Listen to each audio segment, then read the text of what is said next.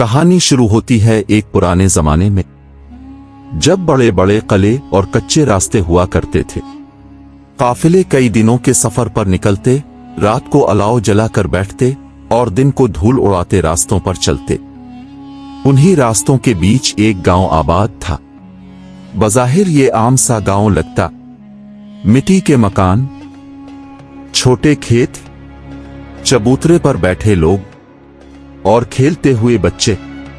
लेकिन इस गांव का असल नाम लोगों के दिल में खौफ की सूरत में जिंदा था। लोग उसे कहते थे ठगों की बस्ती। यहां के कुछ लोग बज़ाहिर बड़े हंसमुख और मेहमान नवाज थे, मगर हकीकत में वो चालाक ठग थे। उनका तरीका यह था कि जो भी मुसाफिर इस गांव से गुजरता, वो उसे प्यार और इज्जत से बिठाते, मीठी बातें करते और फिर धोखे से इसका सब कुछ छीन लेते। कई मुसाफिर वापस ना लूटे और कई ने अपनी जिंदगी की कमाई यहीं गिनवाई। एक दिन सुबह के वक्त एक नौजवान अहमद इस रास्ते पर निकला।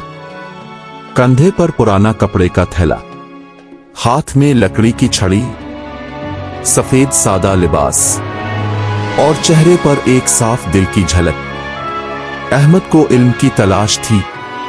वो शहर जा रहा था ताकि किताबें खरीद सके और पढ़ सके। इसके वालिद ने जाते वक्त नसीहत की थी, बेटा याद रखना, दुनिया में सबसे बड़ी दौलत ईमानदारी है। लालच के पीछे मत जाना, वरना सब कुछ खो दोगे। अहमद गांव में दाखिल हुआ।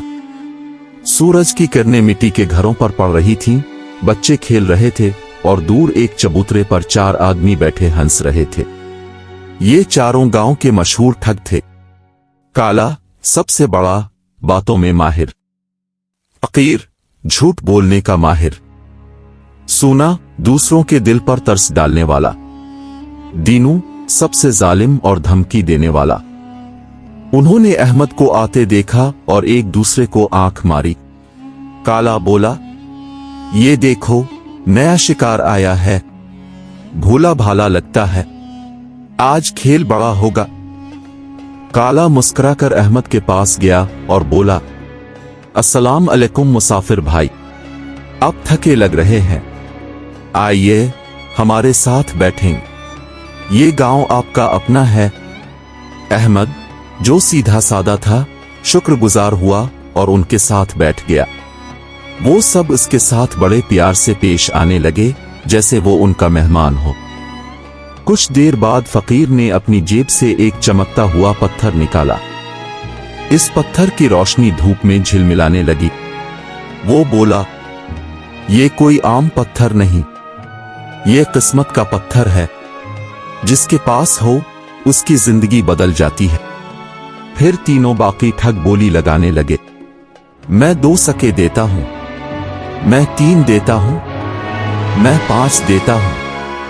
अहमद ने पत्थर को हाथ में लिया, गौर से देखा और फिर मुस्कुरा कर कहा, किस्मत अल्लाह के हाथ में है, पत्थर में कोई ताकत नहीं। जो नसीब में है वो मिलेगा, जो नहीं है वो दुनिया की कोई ताकत नहीं दे सकती। चारों ठग चौंक गए। पहला वार नाकाम हो गया। अब सूना ने ड्रामा रचाया। उसने अपने पेट को पकड़ा और कराहते हुए बोला, भाई हम कई दिनों से भूखे हैं, अल्लाह के वास्ते अपना थैला दे दो, तुम्हें अल्लाह दुगना देगा। अहमद का दिल नर्म था। उसने फौरन थैला खोला। इसमें 2 रोटियां और थोड़े से खजूर थे। उसने एक रोटी उनके सामने रख दी। भाई भूख सबकी एक जैसी होती है, ये लो खाओ, लेकिन थैला मेरा सफर है, इसे मैं नहीं दे सकता। ठगों को उम्मीद थी कि वो सब कुछ दे देगा, मगर अहमद ने अक्लमंदी से सिर्फ इतना दिया जितना जरूरत थी। दूसरा वार भी नाकाम। अब दीनू आगे बढ़ा। इसकी आंखों में गुस्सा और आवाज में गुरूर था। वो बोला, मुसाफिर हम आम लोग नहीं, ये गांव हमारा है, अगर तुमने सब कुछ ना दिया तो तुम्हारी जान नहीं बचेगी, हम तुम्हें यहीं दफना देंगे। अहमद ने छड़ी को मजबूती से थाम लिया। उसका दिल कानपा नहीं। वो डट कर बोला, जान और माल का मालिक सिर्फ अल्लाह है। तुम मेरा माल छीन सकते हो मगर मेरी हिम्मत और ईमान नहीं। ये जुमले ऐसे थे जैसे सदियों की नींद सोए लोगों को जगा गए हों। आसपास के लोग जो उन ठगों के जुल्म से बरसों से डरे हुए थे, सब बाहर निकल आए। वो अहमद के गिर्द जमा हो गए। एक बूढ़ा शख्स बोला, हम बरसों से डरते रहे मगर आज इस नौजवान ने हमें बताया कि असल ताकत हिम्मत में है, चालाकी में नहीं। लोग एक हो गए। उन्होंने इन चारों ठगों को पकड़ा, उनके हथियार छीने और गांव से निकाल दिया। इस दिन के बाद वो बस्ती कभी ठगों की बस्ती ना रही। लोग उसे ईमानदारों की बस्ती कहने लगे और अहमद अपनी सच्चाई के साथ आगे बढ़ गया। उसका नाम गांव की तारीख में हमेशा के लिए लिख दिया गया। सबक: लालच वक्ती फायदा देता है मगर सच्चाई हमेशा कामयाब होती है। एक सच्चा इंसान हजारों को बदलने की ताकत रखता है। चालाकी और जुल्म का अंजाम हमेशा रुसवाई है।